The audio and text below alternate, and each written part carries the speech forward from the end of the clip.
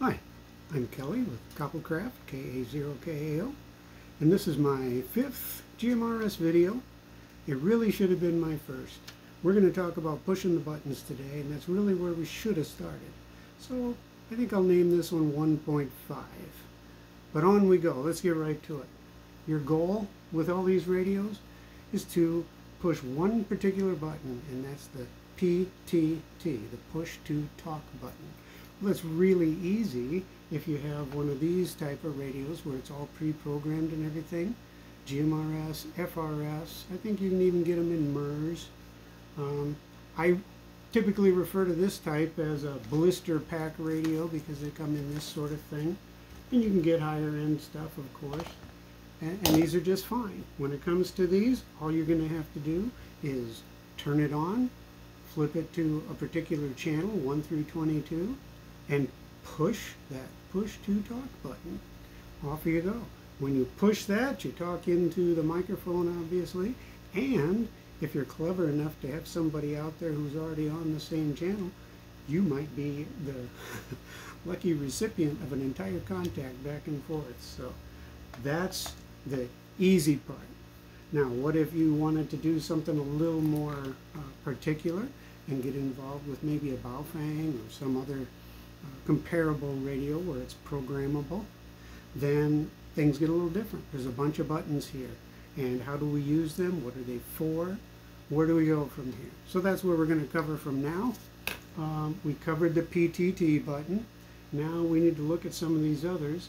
Let's turn it on. Channel mode. Oh, interesting. What is that all about? Channel mode. Well, you see that orange button right here? That puts you in channel or Frequency mode. Frequency mode.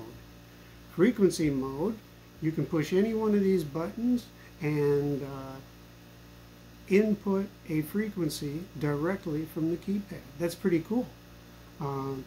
Most of these Baofengs, you can do that from somewhere like 137 to 150 or something. No, it's more than 150. I don't know how far up it goes, honestly. And then also from 400 to 520. And you really kind of want that higher span if you're going to use GMRS or FRS. So, problem with inputting frequencies from here is you want to put in a frequency that it's legal to talk on. And GMRS is legal for you to talk on, 462 dot something something something, depending on what channel you're on. If you're transmitting to a repeater, then 467 dot whatever it is for the channel you're on. And it's really that simple. That's in VFO mode. That's the frequency mode. Now let's talk about the channel mode. When I'm in channel mode, things get a little more difficult. If you read this little beast, it'll walk you through exactly how to input those channels from the keyboard. It's not always all that simple. What I'd recommend is that you get Chirp or some other program. I've never used the one that comes with Baofeng or any of those others that I've got. But Chirp is super simple. You can just go on Google Chirp, download the latest version, and it'll have pull-down menus and everything. You can watch entire videos from people much smarter than me. It'll walk you through how to use Chirp. But we're just trying to keep things simple here. So we have, let's assume we've got those channels in there. Here, I'll show you mine. Can you see that? Let me turn it off and on again. Channel mode.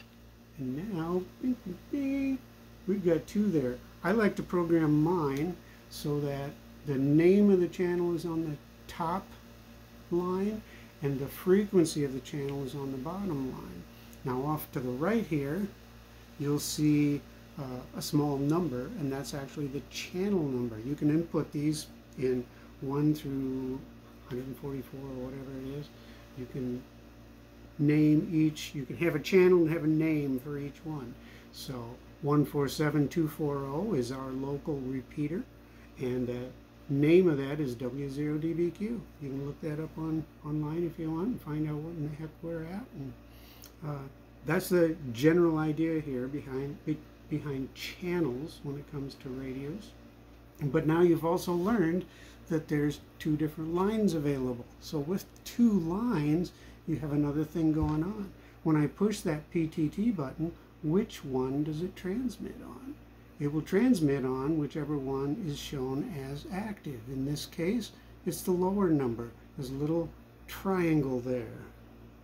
See the triangle there to the right? And that is telling you that when you push the PTT, it's going to transmit on that line. Now, if I want to change that, I can hit the blue button, the AB. See how this works? Let me get it in there so you can see it. Whoa, went to the top. Whoa, went to the bottom. Now, in this case, I haven't changed what frequency I'm transmitting it on. I've just changed which line I'm going out from. But that's the beauty here. I can put two different frequencies on here. Like, let's say I have a friend on channel 22 of GMRS that I want to talk to, and I have another friend on channel 16. I can put both of those in and just flip back and forth between them. That's kind of fun. Not always useful, but in emergency situations we find it useful. If we're just chattering back and forth between people in the field, then that's easy to use, maybe line 1. But if we have a command center set up where they're taking radio traffic and transmitting it onto an emergency operating center or something, then we may have an entirely different frequency set up on line 2. And so we don't touch that one when we're just bantering back and forth. We keep that line open for important traffic. So let's see, what else do I need to tell you about? When you're learning about the frequencies in your area, you can go to a website called Radio Reference, and that's a really handy thing, because from Radio Reference you can learn not just what ham stations might be available in your area, but also what emergency services might be transmitting over radio waves. So knowing the ham frequencies, even if you're not a ham, is a really good thing, especially if you're into emergency radio, because then you can push this little button here. It's the asterisk, and you'll see that it says scan underneath there. So if I push and hold that button, watch what it does to the screen. Scanning begin. And see how those things pass through there? That is actually scanning all of the channels on this radio. I've got a few shut off through chirp so that I don't have to waste my time on them. I know I don't want to hear them, but for all the emergency local channels, I can hear them. If a storm comes up or if I hear sirens in the distance, I may want to plug that on and see exactly what's going on.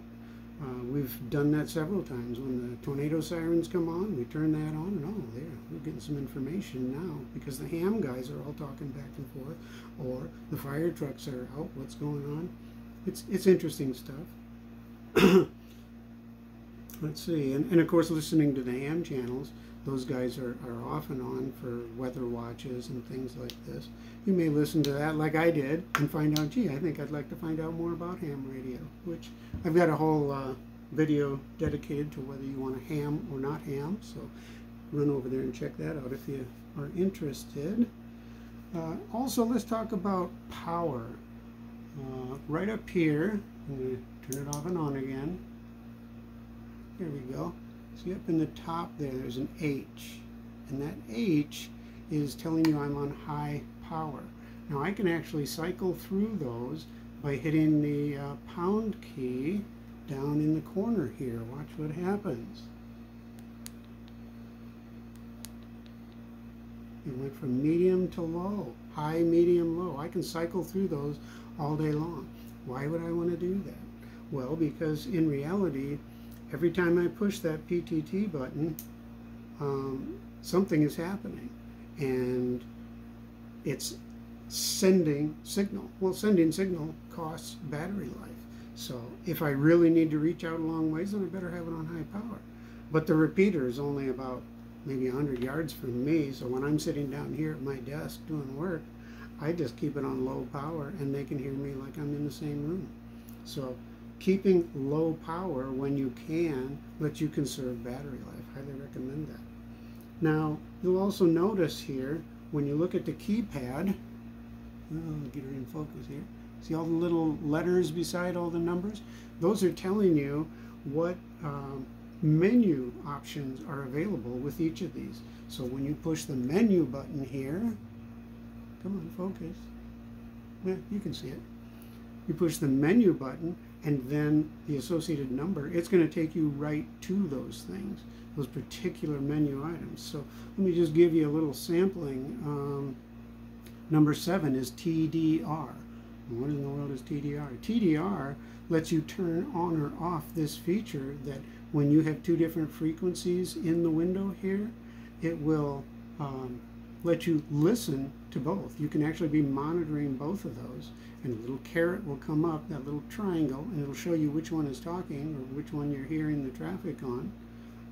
Another one would be number 8 is beep. Do you like that little Roger beep after you talk? Most people don't, but there you go. And there's just little menu options available with each of those. Like it says here on the ampersand, there's the scan button. You push and hold. Number 1 is a step. That's a more of a ham thing. But TXP on number 2. TXP, that's your transmit. TX power, transmit power. So if you want to go in and change that and have it stay changed instead of cycling through by the pound button, then you can do that. You can go to a particular channel, change the transmit power, and there you go, in the menu.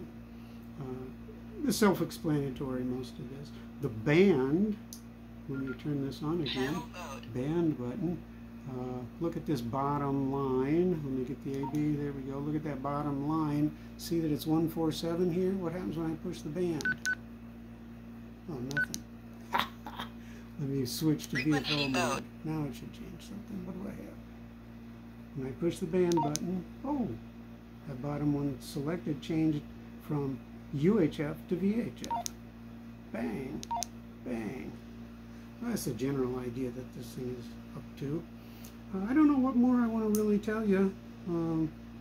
There's kind of a neat feature here that if you push and hold the 0, it'll tell you the voltage left in your battery. That's handy. But apart from that, let's cut her short. If you have other questions about it, drop me a note in the comments. If you would be so kind as to like and share, then more people will see these. Always open to more inputs, so thanks for listening. KA0, KAO will be clear.